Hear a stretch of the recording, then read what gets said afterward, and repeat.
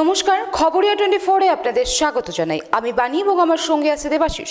আমাদের খবরিয়া 24-এ বিজ্ঞাপন দেওয়ার জন্য যোগাযোগ করুন 8670345918 এই নম্বরে।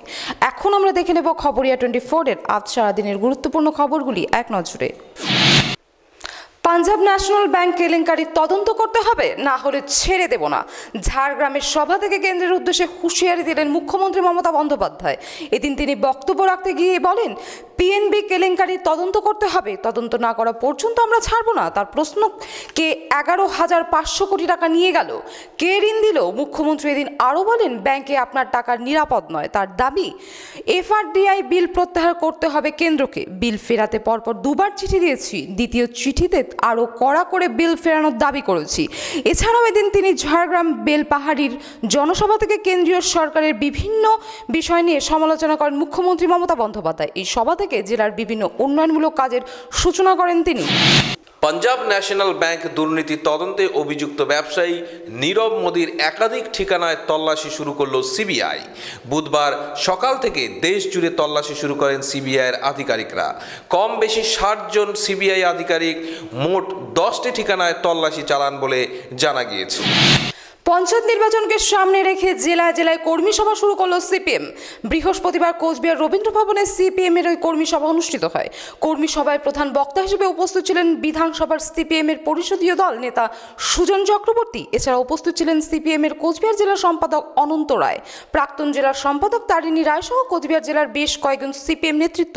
এই সভা থেকে সুজন চক্রবর্তী রাজ্যের ক্ষমতাসীন দল তৃণমূল কংগ্রেস ও কেন্দ্রের ক্ষমতায় থাকা বিজেপির বিরুদ্ধে তোপ দেখে জানান, বেকারদের চাকুরি হচ্ছে না, কেউ তেলে ভাজার দোকান দিতে বলছেন, কেউ পকোড়ার দোকান দিতে বলছেন। একই অবস্থা শিক্ষা, স্বাস্থ্য, সর্বক্ষেত্রে। শুধু তাই নয়, রাজ্য জুড়ে ধান্দার অর্থনীতি চলছে বলে অভিযোগ করেন সুজনবাবু। দার্জিলিং মেল কোন পথ দিয়ে চলবে তা নিয়ে দড়ি টানাটানি চলছেই। দার্জিলিং মেলকে নিউ আলিপুরদুয়ার থেকে ছেড়ে নিউ কুচবিহার হয়ে চালানোর দাবি জানালো কোচবিহার জেলা ব্যবসায়ী সমিতি। বৃহস্পতিবার সাংবাদিক সম্মেলন করে সেই দাবি করা হয়।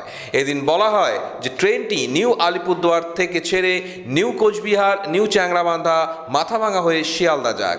বিশেষ করে ভারত বাংলাদেশ সীমান্তবর্তী মেখলিগঞ্জ মহকুমার নিউ চ্যাংরাবান্ধা স্টেশনে সুপারফাস্ট ট্রেন চলাচল করে না। তাই এই এলাকার মানুষকে ট্রেন ধরার জন্য দূরে এনজিপি স্টেশনে যেতে হয়। ক্যানিংয়ে আমরা আক্রান্ত সংগঠনের সদস্যদের মারধর করা হয়েছে বলে অভিযোগ তুলে ক্ষোভ উগড়ে দিলেন সিপিএম নেতা সুজন চক্রবর্তী। বৃহস্পতিবার কোচবিহার রবীন্দ্র ভবনে দলের একটি কর্মী সভায় যোগ দিতে এসে সুজনবাবু ক্ষোভ প্রকাশ করে জানান, তৃণমূলের 2 লুঠেরা সংঘর্ষে এক 9 বছরের শিশু গুলিবিদ্ধ হয়ে মারা যায়। ওই ঘটনার প্রতিবাদে এদিন আমরা আক্রান্তরা সভা করতে যায়, তখন তাদের আটকে বেধড়ক মারধর করা হয়। 4 জন আহত হয়ে হাসপাতালে। তিনি বলেন, ওই ঘটনা জানার পর প্রশাসনের সর্বস্তরে যোগাযোগ করেছি, কিন্তু পুলিশ আক্রমণকারী তৃণমূল কংগ্রেসের গুন্ডাদের না গ্রেফতার করে আক্রান্তদের ধরে থানায় নিয়ে গেছে। এটা কোনোভাবেই মেনে নেওয়া যায় না। আমরা এর প্রতিবাদ করব। পুলিশ লকআপে শিক্ষকের মৃত্যুর ঘটনায় বিচার বিভাগীয় তদন্তের দাবি জানালো তৃণমূল শিক্ষা সেল। বৃহস্পতিবার এই দাবিতে দিনহাটা মহকুমা শাসকের সঙ্গে দেখা করে তৃণমূল শিক্ষা সেলের পক্ষ থেকে একটি স্মারকলিপি তুলে দেওয়া হয়। তাদের দাবি, এই শিক্ষকের মৃত্যুর কারণ নিয়ে সাধারণ মানুষের পাশাপাশি শিক্ষককুল সন্দেহান। শুধু পুলিশের নিজস্ব তদন্ত দিয়ে মানুষের এই সন্দেহ দূর করা সম্ভব নয়। তাই বিচার বিভাগীয় তদন্তের দাবির পাশাপাশি কেউ দোষী সাব্যস্ত হলে তার বিরুদ্ধে দ্রুত শাস্তিমূলক ব্যবস্থার দাবি করা হয়েছে এই শিক্ষক সংগঠন থেকে। বর্ণাঢ্য শোভাযাত্রার মধ্যে দিয়ে 29তম রাজ্য ভাওয়াইয়ার সঙ্গীত প্রতিযোগিতা শুরু হলো জলপাইগুড়িতে। বৃহস্পতিবার এই শোভাযাত্রার জেলার বিশিষ্ট ব্যক্তি, সাধারণ মানুষ ও শিল্পীরা অংশ নিয়েছিল। আজ কোনপাকড়ি স্বামী বিবেকানন্দ হাই স্কুলের মাঠে এই ভাওয়াইয়া সঙ্গীত প্রতিযোগিতা শুরু হয়। এদিন এই ভাওয়াইয়া প্রতিযোগিতার উদ্বোধন করেন পর্যটন মন্ত্রী গৌতম দেব। এছাড়া সেখানে উপস্থিত ছিলেন উত্তরবঙ্গ উন্নয়ন মন্ত্রী রবীন্দ্রনাথ ঘোষ, বনমন্ত্রী বিনয় কৃষ্ণ বর্মন, আদিবাসী উন্নয়ন মন্ত্রী জেমস কুজুর, জলপাইগুড়ির সাংসদ বিজয় চন্দ্র বর্মন, এসডির চেয়ারম্যান সৌরভ চক্রবর্তী, বিধায়ক অর্ঘ রায় প্রধান ও আরও অনেকে।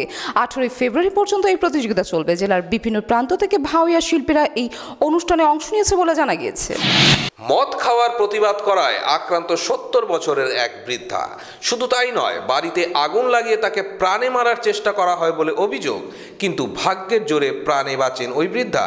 ঘটনাটি ঘটেছে মানিকচক থানার এনায়েতপুরের বগলাপাড়া এলাকায়। নুরজেদা নামের এই বৃদ্ধার বাড়ির পাশে প্রায় মদের আসর বসে।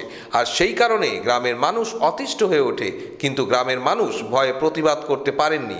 সেই সাহস দেখান এই বৃদ্ধা মদের আসরের বিরোধিতা করে এবং তা নিয়ে বচসাও হয়, আর তারই খেসারত দিতে হলো এই বৃদ্ধাকে। বুধবার রাত 11টা নাগাদ বৃদ্ধার বাড়িতে আগুন লাগিয়ে দেওয়া হয় বলে অভিযোগ ওঠে সেই মদ্যপ দুষ্কৃতের বিরুদ্ধে। তৃণমূল কর্মীদের সঙ্গে বচসা ও হাতাহাতিতে জড়িয়ে পড়লেন আমরা আক্রান্ত সদস্যরা। ঘটনাটি দক্ষিণ 24 পরগনার ক্যানিং বাসস্ট্যান্ড এলাকায়। রাজ্যে আইন শৃঙ্খলা পরিস্থিতি বাসন্তীতে রাজনৈতিক হিংসার জেলে গুলিবিদ্ধ হয়ে শিশুর মৃত্যুসহ একাধিক ইস্যুতে প্রতিবাদ সভার আয়োজন করে আমরা আক্রান্ত সদস্যরা। সভা শুরুর আগেই গন্ডগোল শুরু হয়ে যায় বলে অভিযোগ। ঘটনায় দুই পক্ষের একে অপরের দিকে অভিযোগ তোলে। রাস্তার ধার থেকে উদ্ধার হলো এক ব্যক্তির ক্ষতবিক্ষত দেহ। মৃত ওই ব্যক্তির নাম শক্তি অধিকারী, বাড়ি মাটিগাড়ার 5 কেলগুড়ি এলাকায়। দেহ উদ্ধারের ঘটনাকে কেন্দ্র করে চাঞ্চল্য ছড়া এলাকায়। বৃহস্পতিবার সকালে খাপড়াই রোডের কাছে মাদার ডেয়ারির প্ল্যান্টের কাছে দেহটি পড়েছিল। স্থানীয় সূত্রে জানা গিয়েছে, এদিন সকালে পথচারীরা দেহটিকে পড়ে থাকতে দেখেন। মৃত ব্যক্তির মুখ ও মাথা থেতলানো অবস্থায় ছিল। খবর পেয়ে ঘটনাস্থলে যায় মাটিগাড়া থানার পুলিশ। দেহটি উদ্ধার করে ময়নাতদন্তের জন্য পাঠানো হয়। পুলিশ ঘটনার তদন্ত শুরু করেছে।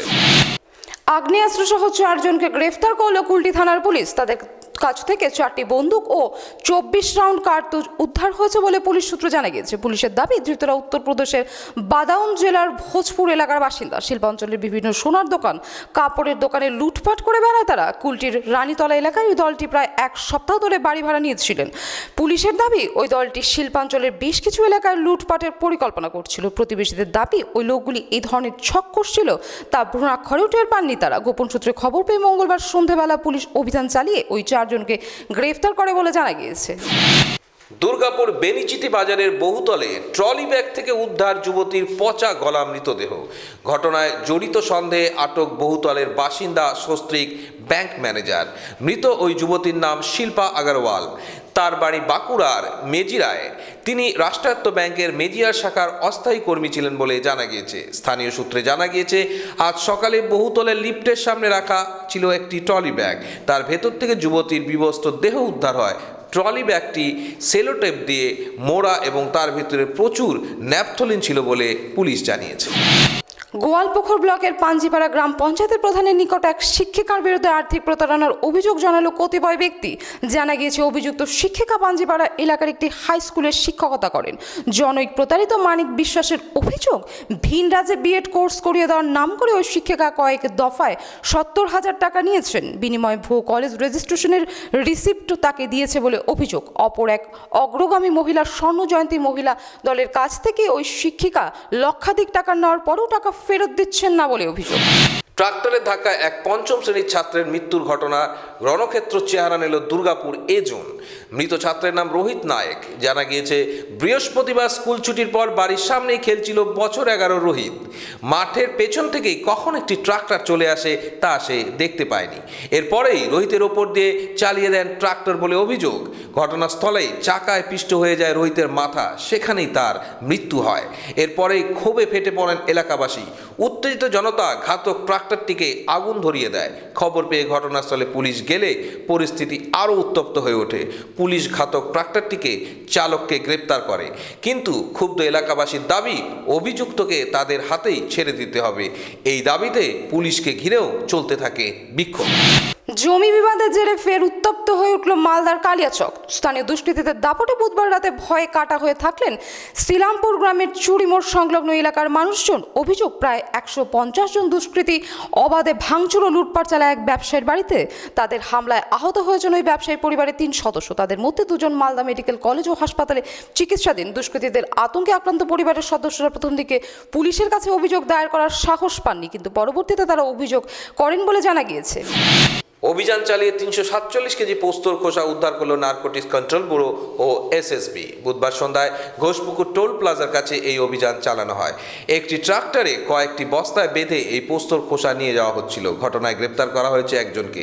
তার নাম গোপাল মাহাতো। সে বিহারের কিষানগঞ্জের বাসিন্দা বলে জানা গিয়েছে।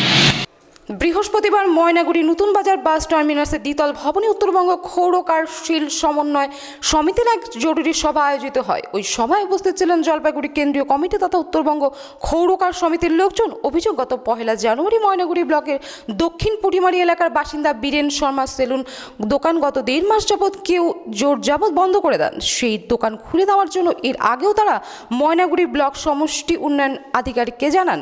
এদিনের সভা প্রসঙ্গে ময়নাগুড়ি ব্লক ক্ষৌরকার সমিতির সভাপতি হরিকৃষ্ণ শর্মা জানান, 15 ফেব্রুয়ারির মধ্যে বীরেন শর্মার দোকান খুলে দেওয়ার ব্যবস্থা করে না দেওয়া দিলে তারা অনির্দিষ্টকালের জন্য ধর্মঘটে যেতে বাধ্য হবেন বলে জানা গেছে।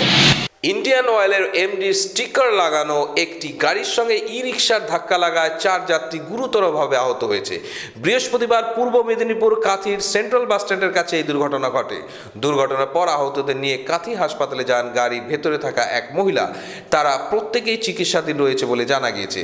এদিকে ওই গাড়ি ও ই রিকশাটিকে আটক করেছে পুলিশ। গাড়ির ভেতর থেকে একটি মদের বোতল উদ্ধার হওয়ার ঘটনার পর পুলিশের অনুমান চালক মদ্যপ অবস্থায় ছিলেন, যদিও চালক পালিয়ে যাওয়ায় তাকে গ্রেপ্তার করতে পারেনি পুলিশ। পলিটেকনিক কলেজের আনুষ্ঠানিক শিলান্যাস হলো আলিপুরদুয়ারে। বৃহস্পতিবার আলিপুরদুয়ার পুরসভা 4 নম্বর ওয়ার্ডে ওই পলিটেকনিক কলেজের শিলান্যাস করা হয়। এদিন যথারীতি পূজোর্চনা করে শিলান্যাস পর্বের সূচনা করেন বিধায়ক তথা এসজেডির চেয়ারম্যান স্বরূপ চক্রবর্তী। তিনি ছাড়াও এদিন উপস্থিত ছিলেন আলিপুরদুয়ারের পুরসভার চেয়ারম্যান আশিস দত্ত, ভূমি ও ভূমি সংস্কার দপ্তরের চেয়ারম্যান দেবাশিস গোস্বামী সহ বিশিষ্ট আধিকারিকরা। অসমে ভেঙে পড়ল ভারতীয় বায়ুসেনার একটি হেলিকপ্টার। দুর্ঘটনায় মৃত্যু হয়েছে বায়ুসেনার 2 জন পাইলটের। মৃত ওই 2 পাইলটের নাম উইং কমান্ডার জয়পাল জেমস ও ডি ভয়েস্টার। আজ অসমের মাজুলি দ্বীপের সুমইমারি চাপুরি এলাকায় ভেঙে পড়ে এই হেলিকপ্টারটি। দুর্ঘটনাগ্রস্ত হেলিকপ্টারটির ধ্বংসাবশেষ পাওয়া গিয়েছে। স্থানীয় পুলিশের তরফ থেকে দুর্ঘটনার কথা স্বীকার করা হয়েছে। প্রতিরক্ষা ও বায়ুসেনার আধিকারিকেরা ঘটনাস্থলের উদ্দেশ্যে রওনা দিয়েছেন। যান্ত্রিক ত্রুটির কারণে হেলিকপ্টারটি ভেঙে পড়ে বলে প্রাথমিকভাবে অনুমান করা হচ্ছে। ঘটনার তদন্ত শুরু হয়েছে। এতক্ষণ আপনারা দেখলেন খবরিয়া 24-এর আজ সারাদিনের গুরুত্বপূর্ণ খবরগুলো এক নজরে। আমি দেবাশিস, আমার সঙ্গে এতক্ষণ ছিল বাণী। আরও খবরের জন্য ভিজিট করুন আমাদের ওয়েবসাইট www.khoboriya24.com। সারাদিনের নিউজ আপডেট পাওয়ার জন্য লাইক করুন আমাদের ফেসবুক পেজ খবরিয়া 24 এবং সাবস্ক্রাইব করুন আমাদের ইউটিউব চ্যানেল।